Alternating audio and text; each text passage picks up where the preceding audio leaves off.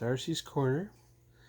It's December 7th, 2021. I'm still living in Alberta, Canada.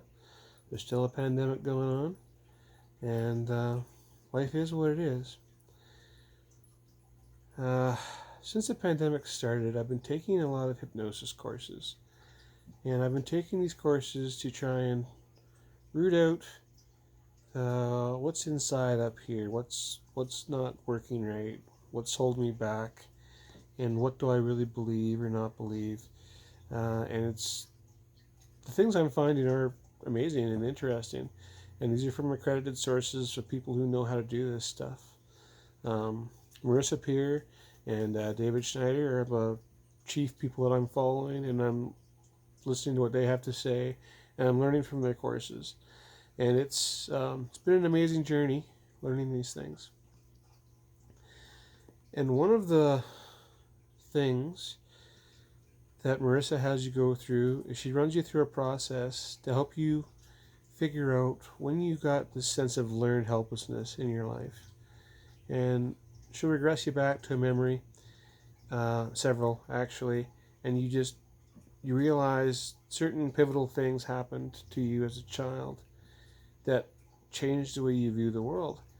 And those things aren't necessarily bad, and they maybe protected you at the time, but like you need to let go of some of those things that are holding you back. David Schneider calls them anchors, right? There are things that have hooks into you that stop you from running forward.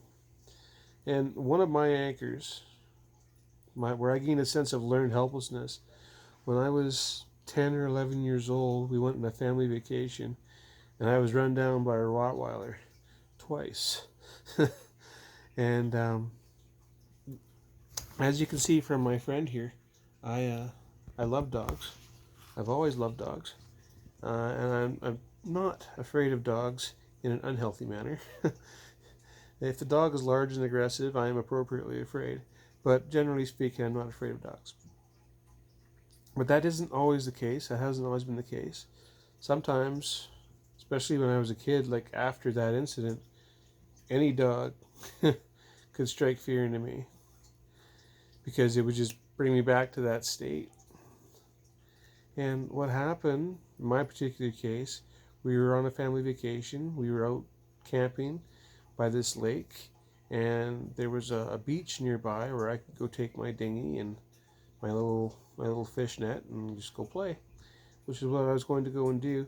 And the first time I went to go find that beach, I'm walking along the trails between the campsites, and the Rottweiler from the camp just down from us came at me, and I froze because I didn't know what else to do, and I was pretty sure I couldn't outrun it.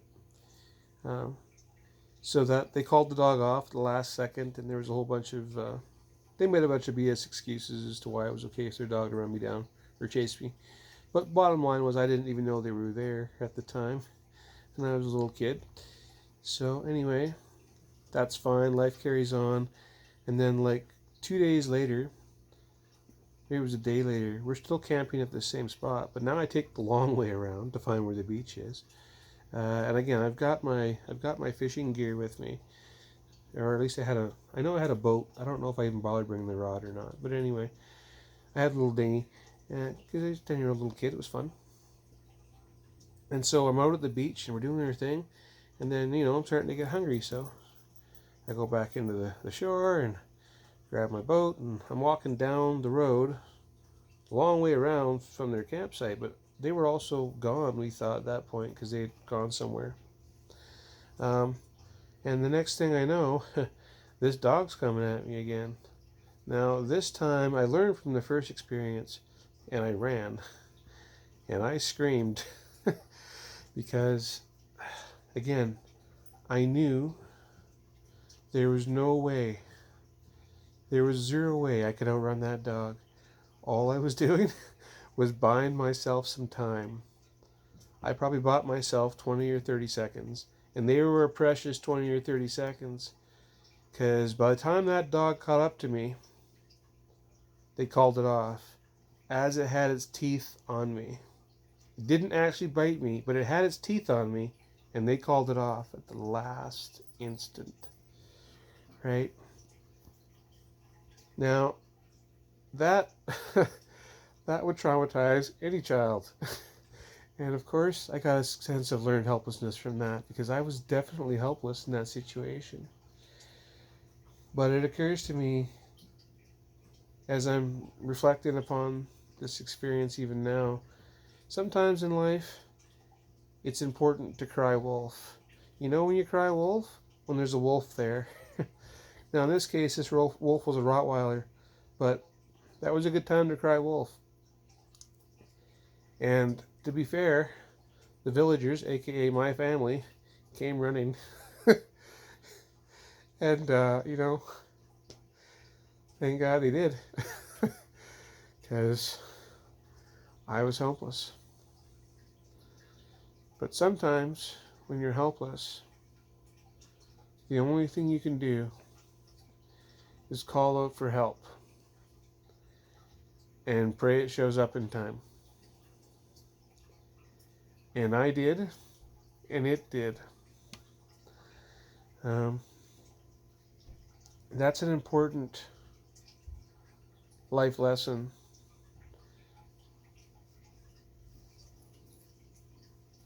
What you're supposed to do once you get these revelations is then you're supposed to explain to yourself in a rational manner, of course that happened, and of course you were helpless because you were a child and you couldn't control that.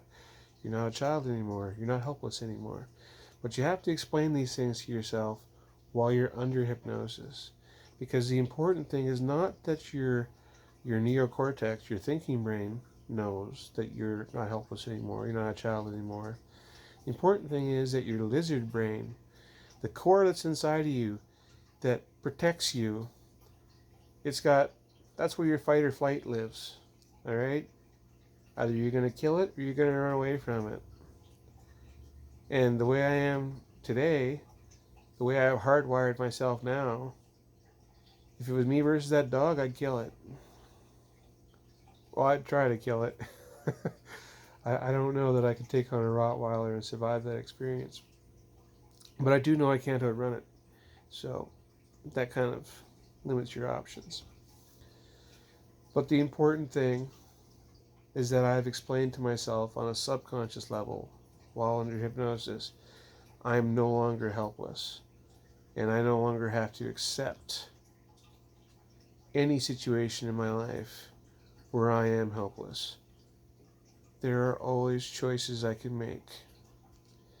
I am very fortunate that I live in a country like Canada where my freedoms and rights are protected and where I can make the choices that I want to make for the most part, and I don't have to ever accept again in my life that I'm helpless. That's a very important takeaway. I don't know if I'm going to be able to use these skills to create the new career for myself that I want to, but I do know that I'm a better me because I decided to be a better me, because I decided to embrace the tools that make that possible. Anyway, that's Darcy's Corner for today. So, one time I was chased down by a dog. Darcy's Corner, out.